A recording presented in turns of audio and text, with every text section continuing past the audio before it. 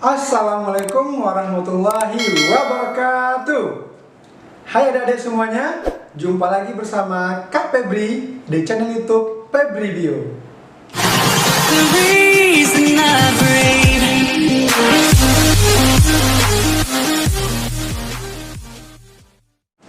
Pada video kali ini, kita akan melanjutkan lagi materi kita pada video sebelumnya. Yang mana pada video sebelumnya kita sudah membahas juga tentang sistem pertahanan non-spesifik. Nah, pada sistem pertahanan non-spesifik itu dia dibagi menjadi 4 macamnya. Apa saja? Pertama ada pertahanan di permukaan. Kemudian ada namanya eksternal dan internal. Ada lagi respon peradangan atau inflasi. Yang ketiganya ada fagositosis. Dan yang keempat ada namanya protein antimikrobia. Nah, yang mana pada video sebelumnya kita sudah bahas tentang pertahanan di permukaan. Nah, kemarin di sana ada 4 macamnya. Ada pertahanan fisik, sudah kita bahas juga dan sudah kita jelaskan juga pada video sebelumnya. Pertahanan mekanis sudah kita bahas juga, pertahanan kimiawi dan juga pertahanan secara biologis. Apa saja itu keempatnya sudah kita bahas di video kita yang sebelumnya, ya kan? Nah, kemudian dia respon peradangannya, ada namanya kemarin dolor atau rasa nyeri, rubor atau kemerahan, kalor atau panas, dan tumor atau bengkak. Sudah kita bahas juga. Dan kemarin kita juga sudah mengasih pembahasan tentang seandainya kita terluka, apa yang terjadi di sana, bagaimana proses penyembuhannya, sudah kita bahas juga kemarin. Nah, untuk video kali ini kita akan coba bahas tentang fagositosis dan juga protein antimikrobia ini. Nah, apakah itu? Nah, sebelum kita bahas, kita tengok dulu satu persatu. Pertama, fagositosis. Secara umum atau dasarnya sudah kita bahas kemarin kan, fagositosis itu atau fagosit itu adalah proses dari sel-sel tubuh kita memakan benda asing yang ada dalam tubuh kita itu. Nah, di sini pengertiannya apa? Pengertiannya adalah suatu mekanisme pertahanan yang dilakukan oleh sel-sel fagosit dengan jalan mencerna mikrobia atau partikel asing. Berarti jika ada suatu benda asing yang berada atau yang masuk ke dalam tubuh kita ini, maka fagosit ini atau sel-sel fagosit ini akan mencegahnya dan bekerja di sana. Nah, sel-sel fagositosis ini atau sel fagosit ini terbagi menjadi 2 macamnya. Ada fagosit mononuklear, ada juga fagosit polimorfonuklear. Nah, apakah itu? Nanti kita jelaskan ya. Nah, kemudian fagositosis ini ada juga mekanismenya. Bagaimana mekanismenya? Nah, kalau mau tahu apa itu fagosit mononuklear, fagosit polimorfonuklear, dan juga mekanisme atau cara kerja dari sel-sel fagosit ini di dalam tubuh kita, simaklah penjelasan berikut ini. Di sini kita akan membahas mekanisme fagositosis. Namun sebelum itu, kita lihat dulu contoh fagosit mononuklear dan juga polimorfonuklear. Nah, contoh fagosit mononuklear adalah monosit yang terdapat dalam darah kita. Dan jika bermigrasi ke jaringan akan berperan sebagai makrofag. Sedangkan contoh fagosit polimorfonuklear adalah granulosit yang terdiri atas neutrofil, eosinofil, basofil, dan juga mastrosit. Nah, Sel-sel fagosit akan bekerja sama setelah memperoleh sinyal kimia dari jaringan yang terinfeksi patogen. Nah, berikut ini kita akan melihat mekanisme fagositosis tersebut. Yang pertama, di sini ada namanya pengenalan atau recognition. Mikrobia atau partikel asing terdeteksi oleh sel-sel fagosit. Yang kedua, pergerakan atau disebut juga dengan semotaksis. Apa itu?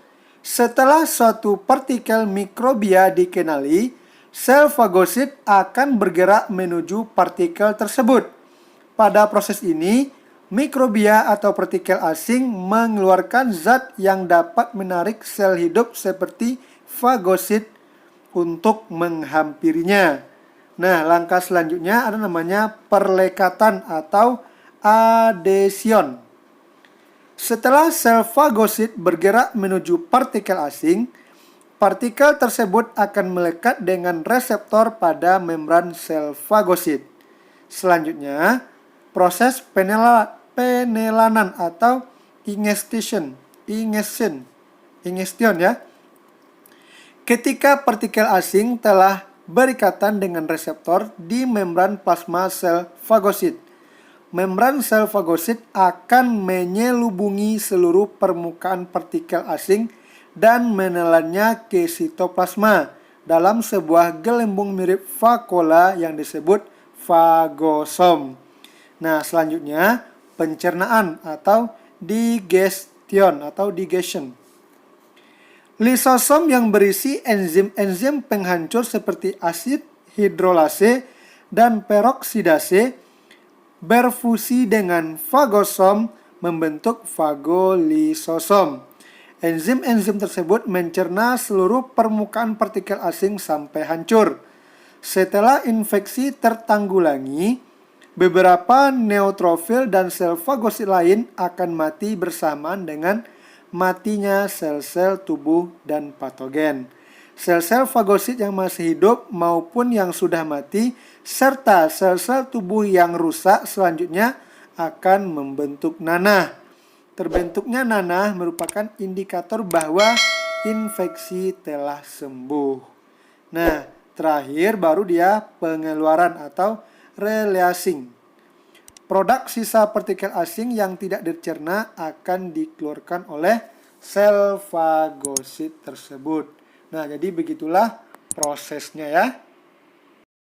Jadi itu tadi penjelasan tentang fagositosis itu, yaitunya tentang fagosit mononuklear, fagosit polimorfonuklear, dan juga mekanisme atau cara kerja dari sel-sel fagosit di dalam tubuh kita ini.